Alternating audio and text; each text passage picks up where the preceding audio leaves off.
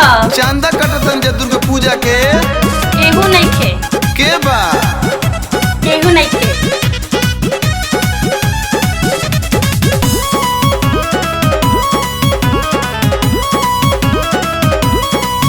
अरे भौजी हो भौजी भैया तो हो गइलन फौजी।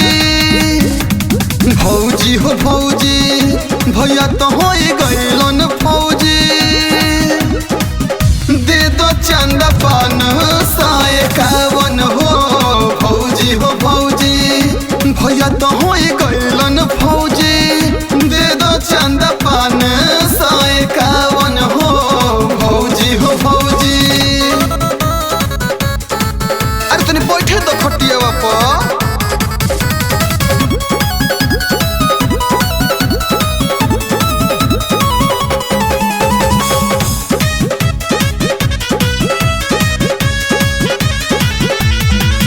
असोबाजी ओइजा डीजे रही गांव भके बीजे ओइजा साझे काहो ना चल जाई।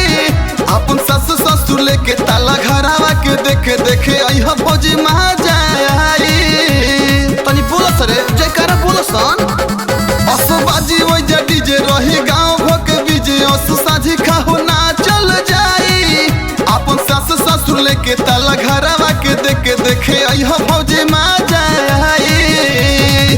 दुर्गा माई तोहरो सो गोदिया दी है भोर हो।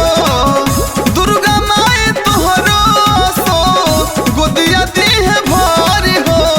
भौजी हो भौजी भैया तो हो गइलन फौजी। दे दो चंदा पान 151 हो भौजी हो भौजी। ना 11 रुपया ना ले जा भक्तियों में कंजूसी।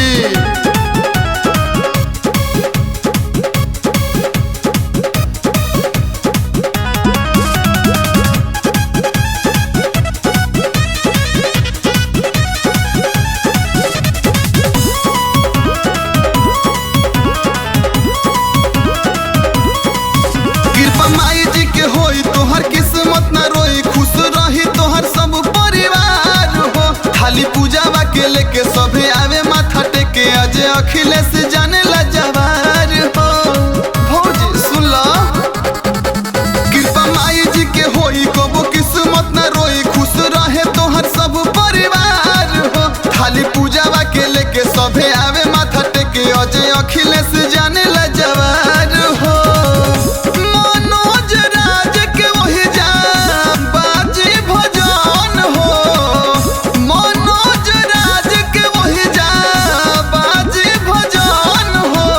भौजी हो भौजी भैया तो हो गइलन फौजी। दे दो चंदा पान 151 हो भौजी हो भौजी। ठीक बा भौजी जा तनी जा लेकिन शाम के अइह पूजा कर।